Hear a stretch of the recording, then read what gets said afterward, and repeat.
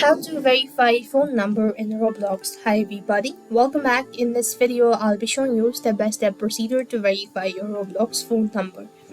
To begin with, open up your browser, type in roblox.com and log into your account. As logged in, this is going to directly take you to the home page, so click the gear icon from the top right hand side and go to settings. While you are on the settings page, you could see account info. Underneath, you could also find your, which indicates verified. Now the thing here is the phone number option is not enabled in all the parts of the country. Unfortunately, in my case as well, I do not have these add phone number options. But what you have to do is just simply click on add phone number, then enter in the phone number that you wish to verify. After which, it's gonna ask you to enter in the SMS code or the one-time password, which is going to help you out to verify.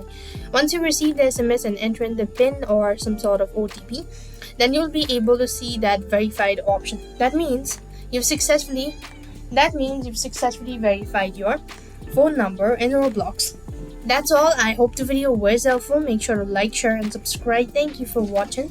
See you in the next video.